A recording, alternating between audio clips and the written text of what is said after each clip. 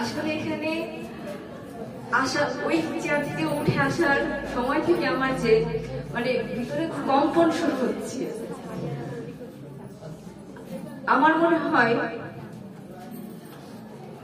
সব থেকে কঠিন মুহূর্ত মানে লাইফে এতটুকু সময়ে যত কঠিন মুহূর্ত পার করছি বা করেছি তার মধ্যে মনে হয় এই একটা।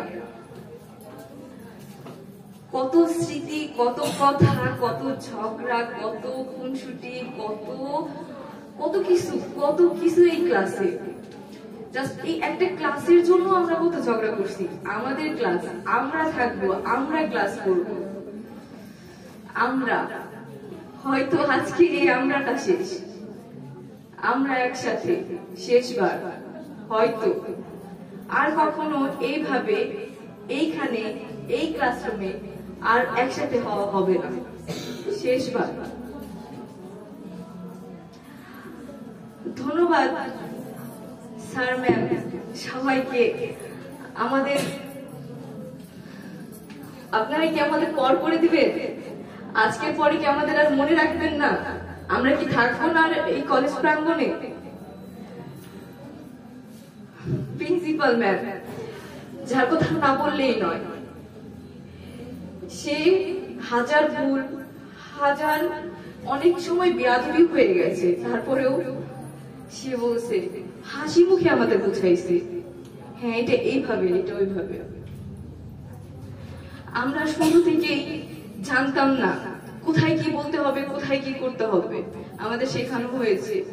আমাদের Shampa ma'am, Asma ma'am, Delwar sir, তারা আমাদের একটা কথা সবসময়, আসমা ম্যাম আর দেলোয়ার স্যার আমাদের একটা কথা সবসময় বলেছে, তোমরা আমাদের প্রথম সন্তান, তোমরা আদিলেরও আগে, আদিল আমাদের দ্বিতীয় সন্তান। কথাটা হয়তো আজকে বুঝতে পারছি যে কিভাবে তারা বলছে। আমাদের সুজিত স্যার, স্যার অনেকবার আপনার কথা শুনি নেই ক্লাসে, আপনি আমাদের সবসময় বলতেন তোমরা ড্রেস কোড ঠিক করে আসবা, তোমরা এইভাবে, আমাদের যেখানে আমাদের অ্যাপ্রোপ্রিয়েট যে ম্যানারটা দরকার সেটা আপনি শিখিয়েছেন, সেটা আপনি বলছেন। হয়তো স্যার আপনি আর কখনো বলবেন না আমাদের যে কি করিনুর তোমার আজকে ড্রেস কোড ঠিক নাই কেন, কি করিনুর তোমার ক্যাপ কোথায়, এটা হয়তো আর কখনো শুনতে পারবো না। তালা স্যার আমাদের সব থেকে বড় বন্ধু, যে কোনো একটা বিষয়ে আমরা ক্লাসে ঝগড়া করছি, স্যার জানেন আজকে নাজমান আমাকে এটা বলছে, স্যার জানেন আজকে ওই না আমাকে এটা বলছে, স্যার আমাদের কলেজে না এটা হয়েছে, স্যার এটা হচ্ছে, স্যার এটা এইভাবে হইলে হয় না, স্যার আপনি কিছু বলেন, স্যার এটা আমরা বুঝতে পারতেছি না, স্যার এই কথাগুলো হয়তো আর কখনো বলবো না, ভুলে যাবেন স্যার আমাদের, ভুলে যাবেন না প্লিজ। আপনাদের স্থান আমাদের কাছে অন্যরকম, অন্য জায়গা। আমাদের সামিয়া ম্যাম যত কঠিন সিচুয়েশনে আসুক না কেন, ম্যামের কাছে গেলে ম্যাম হাসি মুখে, হ্যাঁ এটা তো এইভাবে হবে, এটা এরকম, হাসি মুখে, কোনো টেন্স না। আমরা ভয় পাচ্ছি দেখে ম্যাম কখনো প্যানিক না হয়ে সুন্দর মতো বুঝিয়েছে হাসি মুখে, যাতে আমরা ভয় না পাই।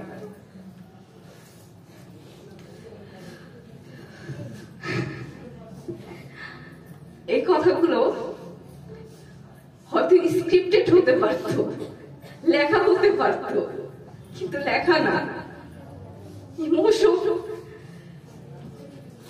বিদায়, চলে যাওয়া, ভুলে যাওয়া, ফেলে আসা,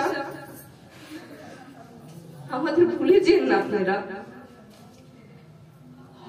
হয়তো কারো শিক্ষা জীবন এখানেই শেষ, হয়তো কেউ আরো সামনে পড়ালেখা করবে, তাদের একটা অন্য একটা শিক্ষা জীবন আসবে, এটা আসবে না। আমরা কিন্ডারগার্টেনের বাচ্চাদের মতো একসাথে টিফিন খেয়েছি, একসাথে মারামারি করে টিফিন খেয়েছি, কেউ বিশ্বাস করবে? আমরা এখন অনার্স লেভেলের স্টুডেন্ট, একটা টিফিন বক্স থেকে আমরা মারামারি করে টিফিন খেয়েছি, এর হাত থেকে ও কেড়ে নিয়েছে, ওর হাত থেকে কেড়ে নিয়েছে, আমি খাবো, আমি এটা করবো, এটা কেউ বিশ্বাস করবে যে আমরা অনার্স লেভেলে সেই কাজ করেছি?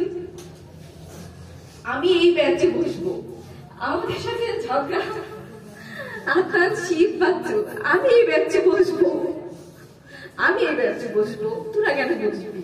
তোরা ছেলে, তোরা ওই পাশে যা, তোরা কেন বসবি? আমি কেন বসতে পারলাম না? আমি কোথায়? আমরা এইভাবে শেষ হয়ে যাওয়ার ছিল? সবকিছু এইভাবে যে শেষ হয়ে যাবে? কালকে পর্যন্ত এতটা খারাপ লাগে না। যখন আসছি, সত্যি কথা বলতে, যখন কলেজে আসছি সবাইকে দেখছি, দেখেছি সবার সাথে কথা বলতেছি, মজা করতেছি, তাও এতটা খারাপ লাগে না। এখন যখন ছোটরা আমাদের মনে করিয়ে দিল যে আপু আপনারা চলে যাবে, আর আপনারা আসবেন না, থাকবেন না, এই ক্লাসটা আপনাদের আর হবে না, এই স্যার ম্যাডাম আপনাদের আর ক্লাস নিবে না, আপনারা হয়তো আজকেই চলে যাবেন, আপনারা হয়তো আজকেই একসাথে শেষ।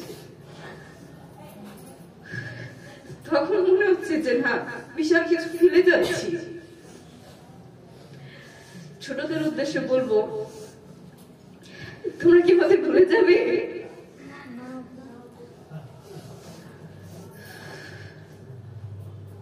তোমাদের অনেক ভালোবাসি, অনেক স্নেহ করি। তোমরা যেখানেই থাকি আপু বলে যখন ডাক দাও না, তখন মনে হয় যে না, কিছু অর্জন করছি। হয়তো অনেক খারাপ সময়, হয়তো নিজের অজান্তে অনেক খারাপ ব্যবহার তোমাদের সাথে করছি, বা যাই হোক, কিন্তু যখন আপু বলে ডাক দাও না, তখন মনে হয় কি যে না, কিছু অন্তত করছি, এই জন্য হয়তো বলে, এইভাবে আপু বলে।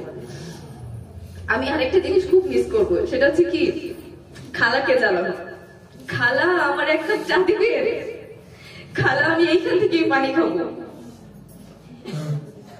খালা দূর থেকে দেখা হইলে খালা, এই কথাগুলো হয়তো আর মানুষের সাথে দেখা হবে, কিন্তু এই যে মন থেকে বলাটা, এইভাবে দুষ্টুমি করাটা এইভাবে হবে না। সর্বশেষে স্যার ম্যাম, আমরা আপনাদের অনেক ভালোবাসি, অনেক অনেক মিস করবো, অনেক বেয়াদবি করছি, অনেক কষ্ট দিচ্ছে আপনাদের, আমাদের মাফ করে দিয়েন, আমাদের ভুলে যাবেন না। আর আমার সহপাঠী, তোদের যে কতটা ভালোবাসি,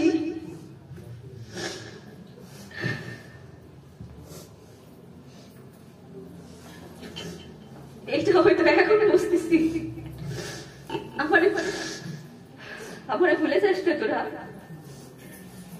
আমরা একসাথে শেষবার